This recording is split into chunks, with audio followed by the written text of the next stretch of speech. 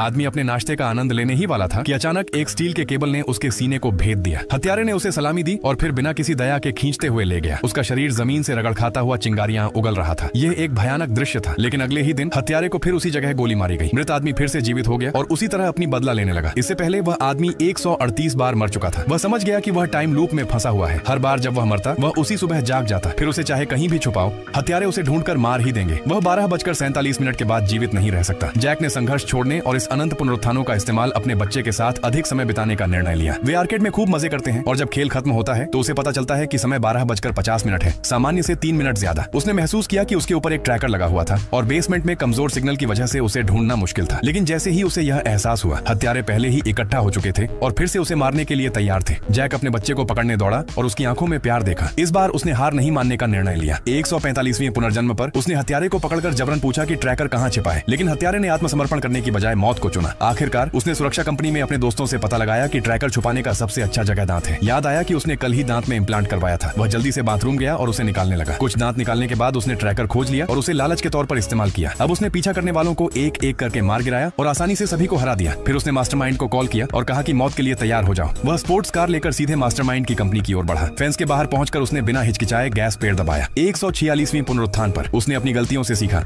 और इस बार कार लेकर फैक्ट्री में घुसा, जहां दर्जनों हथियारबंद गार्ड उसका इंतजार कर रहे थे। सौभाग्य से जैक तैयार था। उसने घर में बनाई गई बम का इस्तेमाल करके सभी बाधाओं को एक ही बार में खत्म कर दिया। लेकिन जश्न मनाने से पहले सुरक्षा प्रमुख उसके पास खड़ा हो गया। कोई बात नहीं, 147वें पुनर्जन्म में उसने अपने जैसा दिखने वाले हत्यारे को मार डाला और फिर आईडी कार्ड का इस्तेमाल करके कंपनी में घुसा। लेकिन दुर्भाग्य से वह लिफ्ट में एक मजबूत गार्ड से टकरा गया और उसका आईडी कार्ड स्कैन होने के बावजूद रिजेक्ट हो गया। 148वें पुनरुत्थान में वह फिर मारा गया। अब उसने तय किया कि पहले गार्ड्स को निकालना है। लेकिन जैसे ही वह लिफ्ट से बाहर निकला, दर्जनों बंदूकें उसके चारों ओर थीं। अंततः उसने अपनी ही तरफ बंदूक तान दी, सभी को हैरान करते हुए। 149वीं पुनर्जन्म में उसने लिफ्ट में एक सुरक्षा कैमरा देखा। जैसे ही उसने दरवाजा खोला, 150वीं पुनरुत्थान में उसे गोलियों से भर दिया गया। अब जैक ने खुद को गार्ड के रूप में छुपाया और अंततः लॉबी में पहुंचा। लेकिन वहां ब्लैक हेयर वाली महिला उसका इंतजार कर रही थी। उसने बंदूक उठाई, लेकिन महत्वपूर्ण क्षण पर जाम हो गई। वह भागने की कोशिश करता है, लेकिन उसके सीने में गोली लग जाती है। 151वीं पुनरुत्थान में बंदूक जाम नहीं हुई, लेकिन महिला ने सभी गोलियों को चतुराई से टाल दिया। जैक फिर से सिर से काटा गया। 152वीं पुनरुत्थान में उसने अपने हथियार को अपग्रेड किया, सब मशीन गन उठाई और महिला पर बेतहाशा गोलीबारी की। फिर भी कुछ नहीं बदला। 153वीं, 154वीं, 155वीं, 170वीं बार तक परिणाम वही रहा। चाहे जैक कोई भी हथियार इस्तेमाल करे, वह उसे हरा नहीं सकता। अंत में जैक ने समझ लिया कि वह बंदूक से महिला को नहीं हरा सकता। ब्लैक हेयर वाली महिला को हराने के लिए वह चीन के शाओलिन मंदिर से एक तलवारबाज मास्टर ढूंढता है और उसका शिष्य बनने की प्रार्थना करता है।